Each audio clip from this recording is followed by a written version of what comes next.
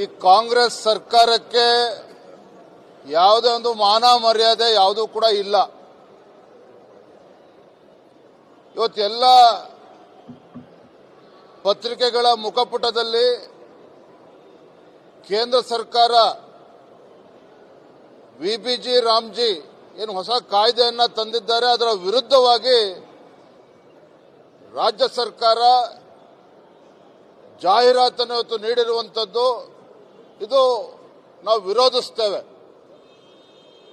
ಈ ಕಾಂಗ್ರೆಸ್ನವರಿಗೆ ಮಹಾತ್ಮ ಗಾಂಧೀಜಿ ಬಗ್ಗೆ ಗೌರವನೂ ಕೂಡ ಇಲ್ಲ. ಇವತ್ತು ಕೊಟ್ಟಿರ್ತಕ್ಕಂಥ ಜಾಹೀರಾತು ಅಕ್ಷರಶಃ ಸಂಪೂರ್ಣ ತಪ್ಪು ಮಾಹಿತಿಯನ್ನ ರಾಜ್ಯದ ಜನರಿಗೆ ಕೊಡುವಂತ ಒಂದು ಕೆಲಸಕ್ಕೆ ಇವತ್ತು ಕಾಂಗ್ರೆಸ್ ಸರ್ಕಾರ ಕೈ ಹಾಕಿರುವಂತದ್ದು. ಈ ಒಂದು ಜಾಹೀರಾತಿನ ಮುಖೇನ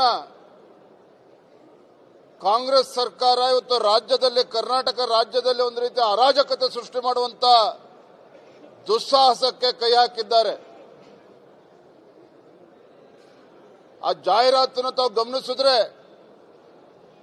ಎಲ್ಲ ಸುಳ್ಳು ಮಾಹಿತಿಗಳನ್ನು ಕೊಡುವಂತ ಕೆಲಸ ಈ ಕಾಂಗ್ರೆಸ್ ಸರ್ಕಾರ ಮಾಡಿದೆ. ಇದೇ ಜಾಹೀರಾತನ್ನ ಕಾಂಗ್ರೆಸ್ ಪಕ್ಷ ತನ್ನ ಹಣದಿಂದ ಈ ಜಾಹೀರಾತನ್ನು ಕೊಟ್ಟಿದ್ರೆ ನಮ್ದು ವಿರೋಧ ಇರಲಿಲ್ಲ, ರಾಜಕೀಯವನ್ನು ವಿರೋಧಿಸ್ತೇವೆ. ರಾಜ್ಯದ ತೆರಿಗೆದಾರರ ಹಣವನ್ನ ದುರುಪಯೋಗ ಮಾಡಿಕೊಂಡು ಕೇಂದ್ರ ಸರ್ಕಾರದ ವಿರುದ್ಧ ಜನರನ್ನು ಎತ್ತು ಕಟ್ಟುವಂತ ಕೆಲಸ ಇವತ್ತು ಮಾಡ್ತಾ ಇರುವಂತದ್ದು ಅಕ್ಷಮ್ಯ ಅಪರಾಧ. ಇವ್ರ ಯೋಗ್ಯತೆಗೆ ಇವತ್ತು ಪ್ರಿಯಾಂಕಾ ಖರ್ಗೆ ಅವರು ಅವರ ಇಲಾಖೆನಲ್ಲಿ ಏನ್ ಸಾಧನೆ ಮಾಡಿದ್ದಾರೆ ಅದರಲ್ಲಿ ಮುಖಪುಟದಲ್ಲಿ ಜಾಹೀರಾತನ್ನ ಕೊಡ್ಲಿ ನೋಡೋಣ. ರಾಜ್ಯ ಸರ್ಕಾರ ಏನ್ ಸಾಧನೆ ಮಾಡಿದೆ ಅದ್ರ ಬಗ್ಗೆ ಜಾಹೀರಾತನ್ನ ಕೊಡ್ಲಿ. ಆದ್ರೆ ಇದನ್ನೆಲ್ಲ ಬಿಟ್ಟು ನರೇಂದ್ರ ಮೋದಿಜಿ ಸರ್ಕಾರ, ಕೇಂದ್ರ ಸರ್ಕಾರ ಮಹಾತ್ಮ ಗಾಂಧಿಗೆ ಅವಮಾನ ಮಾಡಿದ್ದಾರೆ, ಅಪಮಾನ ಮಾಡಿದ್ದಾರೆ ಅಂತ ಹೇಳಿ ಈ ರೀತಿ ತಪ್ಪು ಸಂದೇಶನ ಕೊಡ್ತಕ್ಕಂಥದ್ದು ಸರಿಯಲ್ಲ. ಕಾಂಗ್ರೆಸ್ನವರಿಗೆ ಮಹಾತ್ಮ ಗಾಂಧಿಯ ಬಗ್ಗೆ ಮಾತಾಡ್ತಕ್ಕಂಥ ಯಾವುದೋ ಯೋಗ್ಯತೆಯೂ ಇಲ್ಲ. ಎಂತ ಲಜ್ಜೆಗೆಟ್ಟ ಸರ್ಕಾರ ಅಂತ ಹೇಳಿದ್ರೆ ತನ್ನ ಗ್ಯಾರಂಟಿಗಳಿಗೆ ಹಣವನ್ನ ಕ್ರೋಢೀಕರಿಸೋದಕ್ಕೆ ಸಾಧ್ಯ ಆಗದೇನೆ ಇಡೀ ರಾಜ್ಯದಲ್ಲಿ ಇವತ್ತು 600, 700 CL2, CL7 ಬಾರ್ ಲೈಸೆನ್ಸ್ ಅನ್ನ ಜಾಸ್ತಿ ಮಾಡಕ್ ಹೊರಟಿದ್ದಾರೆ. ಇವರು ಮಹಾತ್ಮ ಗಾಂಧಿ ಬಗ್ಗೆ ಮಾತಾಡ್ತಕ್ಕಂಥ ಯೋಗ್ಯತೆ ಇದೆ ಕಾಂಗ್ರೆಸ್ ಸರ್ಕಾರಕ್ಕೆ?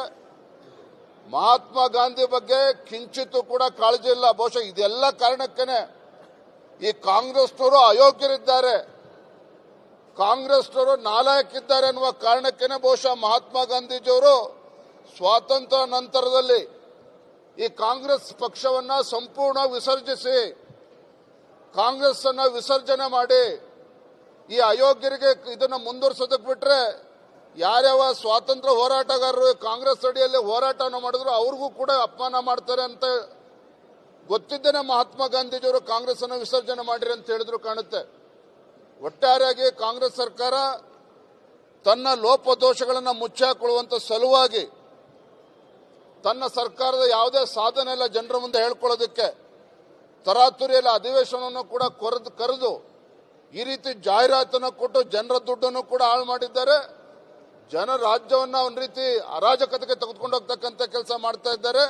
ಇವತ್ತೇನು ಈ ಒಂದು ಪ್ರಜಾಪ್ರಭುತ್ವ ವ್ಯವಸ್ಥೆಗೆ ಒಂದು ರೀತಿ ಮಾರಕ ಅನ್ನೋ ರೀತಿಯಲ್ಲಿ ಇವತ್ತು ಈ ಒಂದು ಅಡ್ವರ್ಟೈಸ್ಮೆಂಟ್ ಅನ್ನು ಕೊಟ್ಟಿದ್ದಾರೆ, ಜಾಹೀರಾತನ್ನು ಕೊಟ್ಟಿದ್ದಾರೆ. ನಾವಿವತ್ತು ಆಗ್ರಹ ಪಡಿಸ್ತೇವೆ, ಇಲಾಖೆಯಿಂದ ದುಡ್ಡು ಕೊಟ್ಟು ಇವತ್ತು ಗ್ರಾಮೀಣಾಭಿವೃದ್ಧಿ ಇಲಾಖೆಯಿಂದ ಹಣ ಕೊಟ್ಟು ಇವತ್ತು ಜಾಹೀರಾತನ್ನು ಕೊಟ್ಟಿದ್ದಾರೆ. ಆ ಹಣವನ್ನು ವಾಪಸ್ ತರಿಸ್ಕೊಂಡು ಕಾಂಗ್ರೆಸ್ ಪಕ್ಷದಿಂದ ಕೊಡ್ಲಿ, ಅದಕ್ಕೆ ನಾವು ಉತ್ತರನ ಕೊಡ್ತೇವೆ. ಆದ್ರೆ ತೆರಿಗೆದಾರ ಹಣವನ್ನ ಈ ರೀತಿ ಪೋಲ್ ಮಾಡೋದಕ್ಕೆ ನಾವು ಬಿಡೋದಿಲ್ಲ.